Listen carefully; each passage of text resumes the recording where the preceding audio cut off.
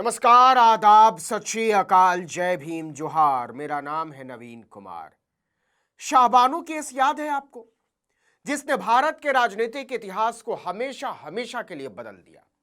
जहां से कांग्रेस पार्टी गिरी तो फिर लड़खड़ाती ही चली गई। तलाक के एवज में गुजारा भत्ता न देना पड़े, इसलिए राजीव गांधी की सरकार ने सुप्रीम कोर्ट के फैसले को संसद में अपनी बेहिसाब ताकत के दम पर पलट दिया था। वहीं से समान नागरिक संहिता की बहस जोर पकड़ती है। आज एक बार फिर से सुप्रीम कोर्ट के सामने ऐसा ही मामला आया है, जिस पर केंद्र सरकार से जवाब मांगा गया है। हालांकि केंद्र में एक हिंदू कट्टरवादी सरकार है, लेकिन अगर इस पर हंगामा मचा तो ध्रुवीकरण का एक नया माहौल तैयार हो सकता है। सफिया नाम की एक मुस्लिम महिला सुप्रीम कोर्ट के दरवाजे पर खड़ी है कि मिलॉर्ड, इस इस्लाम से मेरा हक दिलवा दीजिए, मुझे शरिया कानून के पचड़े से बाहर निकालिए। मैं एक धर्मनिरपेक्ष देश की धर्मनिरपेक्ष नागरिक हूं, मेरे साथ उसी के तहत सलूक किया जाए। अब जरा सुनिए पूरी कहानी। याचिकाकर्ता का नाम है सफिया पीएम। सफिया मूल रूप से केरल की रहने वाली है और उनकी एक बेटी है। तो इसमें दिक्कत क्या है? दिक्कत यह है कि सफिया अपनी पूरी संपत्ति अपनी बेटी को देना चाहती है, लेकिन शरिया कानून के तहत वो ऐसा नहीं कर सकती। शरिया के तहत वो अपनी बेटी को पूरी संपत्ति का केवल 50% हिस्सा ही दे सकती हैं, और वो भी वसीयत के जरिए नहीं।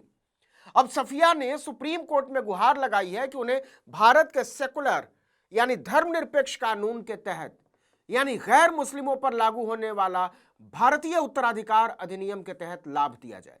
दरअसल सफिया केरल के पूर्व मुस्लिम नाम के संगठन की महासचिव भी हैं। उन्होंने सुप्रीम कोर्ट में दलील दी है कि वो एक गैर आस्तिक मुस्लिम महिला है और वो चाहती हैं कि उन्हें विरासत के मामले में मुस्लिम पर्सनल लॉ यानी शरिया कानून की बजाय भारतीय उत्तराधिकार अधिनियम 1925 के तहत अपना फैसला करने दिया जाए कि वो अपनी संपत्ति किसे देना चाहती हैं। इस मामले में खुद सुप्रीम कोर्ट के चीफ जस्टिस संजीव खन्ना की अगुवाई वाली जस्टिस संजय कुमार और जस्टिस केवी विश्वनाथ की पीठ सुनवाई कर रही है। सुप्रीम कोर्ट ने इस मामले में केंद्र सरकार और केरल सरकार को पिछले ही साल नोटिस जारी कर दिया था, लेकिन केंद्र सरकार ने अभी तक इसका कोई जवाब नहीं दिया। अब सुप्रीम कोर्ट ने एक बार फिर से केंद्र सरकार से 4 हफ्तों में जवाब मांगा है। अब सुनिए सफिया की वो दलील जिस पर हंगामा तय है, और मैं क्यों बोल रहा हूं कि यह दूसरा शाहबानो केस साबित हो सकता है, ये आप समझ जाएंगे। सफिया का कहना है कि उनके पति एक नॉन प्रैक्टिसिंग मुस्लिम है। नॉन प्रैक्टिसिंग का मतलब होता है अनिवार्य रूप से नमाज नहीं पढ़ते, कुरान नहीं पढ़ते, दाढ़ी नहीं रखते, टोपी नहीं लगाते, वजू नहीं करते, तय तरीके से मस्जिद नहीं जाते, वगैरह वगैरह। लेकिन साथ में सफिया ने यह भी कहा है कि उन्होंने आधिकारिक तौर पर इस्लाम छोड़ा नहीं है। अब देखिए कि कैसे शरिया सफिया के गले की फांस बन गया है। शरिया कानून के अनुसार जो व्यक्ति इस्लाम छोड़ देता है उसे समुदाय से बाहर कर दिया जाता है। यह उतनी बड़ी बात नहीं है। जो बड़ी बात है वो ये कि इस्लाम छोड़ते ही वो आदमी माता पिता की संपत्ति में विरासत का अधिकार खो देता है। अगर सफिया ये कहती है कि वो इस्लाम को मानती है तो 50% ही बेटी को दे सकती है, और अगर कहती है कि इस्लाम को नहीं मानती है तो 1/54 नहीं दे सकती। अपनी ही बेटी को अपनी अर्जित संपत्ति सौंपने के लिए उन्हें धर्म के ठेकेदारों का मुंह देखना है। अच्छा, आगे सुनिए। याचिका में यह भी कहा गया है कि शरिया कानून के तहत एक मुस्लिम व्यक्ति अपनी संपत्ति का 1/3 से अधिक हिस्सा वसीयत के माध्यम से नहीं दे सकता। अब सफिया की चिंता है कि उनकी मौत के बाद पूरी संपत्ति उनकी बेटी को नहीं मिलेगी, तो किसको मिलेगी?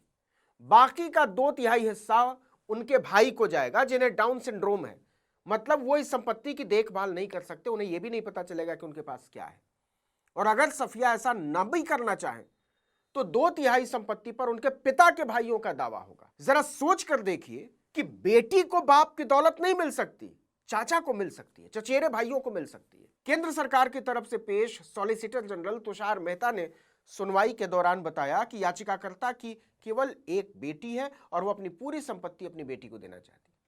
हालांकि शरिया कानून के तहत उसे अपनी संपत्ति का केवल 50% ही दे पाएंगी। सॉलिसिटर जनरल ने कहा कि वो भारतीय उत्तराधिकार अधिनियम धर्मनिरपेक्ष कानून का लाभ चाहती है। याचिका में कहा गया है कि धर्म छोड़ने के बाद भी विरासत के अधिकारों के लिए किसी प्रावधान का अभाव नागरिक को खतरनाक स्थिति में डाल देता है, क्योंकि न तो राज्य के धर्मनिरपेक्ष कानून और न ही धार्मिक कानून उसकी रक्षा करेंगे। शरिया कानून के अनुसार जिसने इस्लाम छोड़ दिया है वो अपनी विरासत के अधिकार खो देगा। याचिकाकर्ता की प्रार्थना है कि उसे भारतीय उत्तराधिकार अधिनियम 1925 के प्रावधानों द्वारा शासित किया जाना चाहिए। इसके अलावा याचिकाकर्ता का मानना है कि शरिया कानून के तहत प्रथाएं मुस्लिम महिलाओं के प्रति न केवल बेहद भेदभावपूर्ण है, बल्कि उन मौलिक अधिकारों का उल्लंघन करती हैं जिनकी गारंटी भारत का संविधान अपने हर नागरिक को देता है। देखिए कि यह मामला एक बार फिर से इस बात पर बहस छेड़ सकता है कि क्या व्यक्तिगत कानूनों को समान नागरिक संहिता से बदल देना चाहिए। समान नागरिक संहिता का मतलब है कि सभी नागरिकों के लिए, चाहे वो किसी भी धर्म के हों, जाति के हों, प्रथा के हों, एक ही कानून लागू होगा। मामले की अगली सुनवाई मई के पहले हफ्ते में होनी है।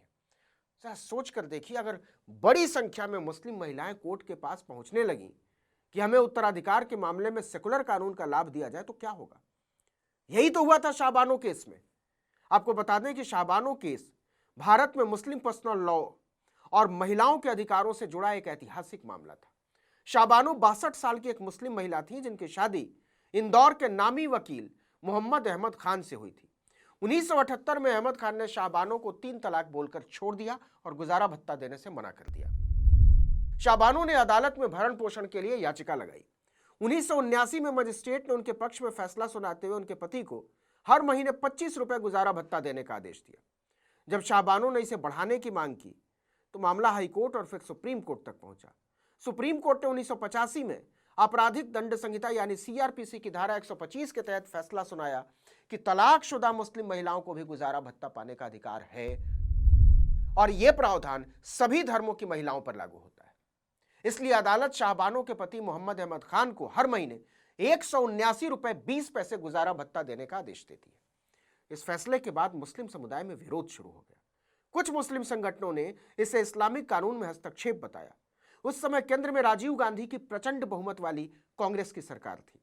दबाव में आए प्रधानमंत्री राजीव गांधी ने सुप्रीम कोर्ट के फैसले को पलटने के लिए 1986 में मुस्लिम महिला तलाक पर अधिकार संरक्षण अधिनियम पारित कर दिया, जिससे मुस्लिम महिलाओं का गुजारा भत्ता यानी इद्दत केवल 3 महीने तक सीमित कर दिया गया।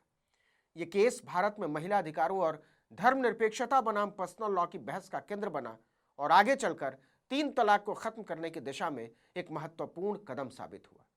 तो क्या सफिया का केस भी दूसरा शाहबानो केस साबित होने जा रहा है? सोचिएगा। इस वीडियो में इतना ही, लेकिन अगर आपने आर्टिकल 19 इंडिया को अब तक सब्सक्राइब नहीं किया तो फौरन कर दीजिए, बेल आइकॉन दबाइए, घंटी जैसी आकृति लाइक कीजिए और कमेंट करके बताइए हमारा वीडियो आपको कैसा लगा। हमारा ट्विटर हैंडल है article19_India और मेरा ट्विटर हैंडल है नवीन जर्नलिस्ट। नमस्कार।